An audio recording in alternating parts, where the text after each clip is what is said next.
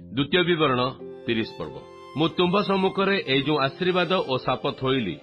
से सबू जितेबाला तुम प्रति घटब से सदाप्रभु तुम परमेश्वर जो गोष्ठी लोक मध्य को तुमको तड़ी देइछंती सेमानक मध्य थाई जेबे तुम्हें सबू स्मरण करिब आउ तुम्हें और तुम संतानगण जेबे समस्त हृदय और समस्त प्राण सहित सदाप्रभु तुम परमेश्वर निकट को फेरी आसिब और आज मु तुम मानू से सब आज्ञा देउछि तदनुसारे जेबे ताहांक रबरे अवदान करिब तेबे सदाप्रभु तुम परमेश्वर तुमर बंदित्व फेराइबे और तुमको करुणा करिवे और फेरी आसी सदाप्रभु तुम परमेश्वर जो गोष्ठी लोक मध्य तुमको छिन्न भिन्न करियछंती तही मध्यरु तुमको संग्रह करिवे जेबे तुमर दूरीकृत लोक मध्यरु केही आकाश मंडलर सीमा रे थाए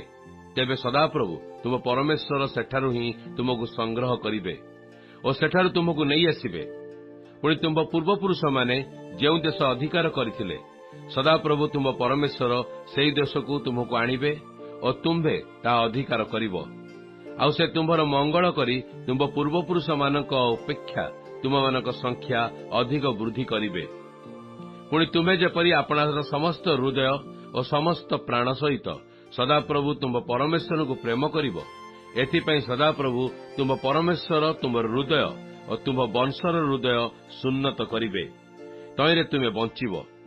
आउ जो माने तुमको ताड़ना कले तुमर से शत्रु और घृणाकारी मानक उपरे सदाप्रभु तुम मानक परमेश्वर एही सब शाप बर्ताइबे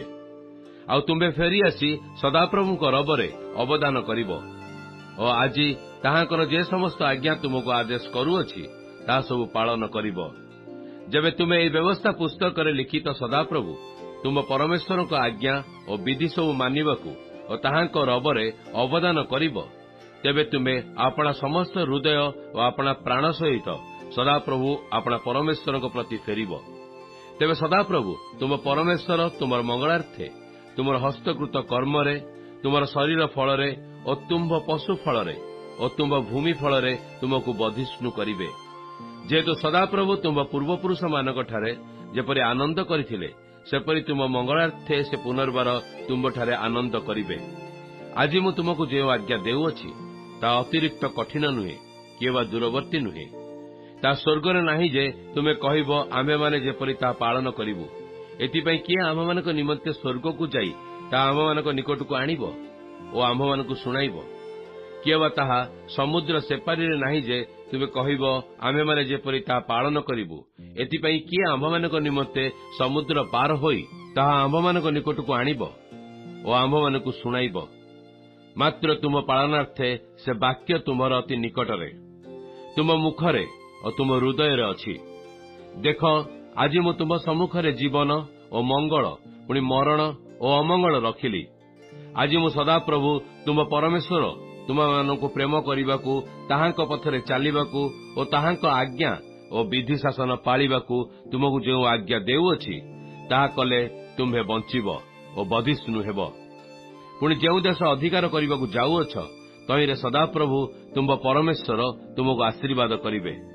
मात्र जेबे तुमर हृदय विमुख हेब और तुम्हें शुणिब नाही मात्र भ्रांत होई अन्य देवता मानक प्रणाम करिब और सेमानक सेवा करिब तेबे मु आज तुम मानक निकटरे प्रकाश करी कहूछि जे तुमे माने नित्यांत विनष्ट हेब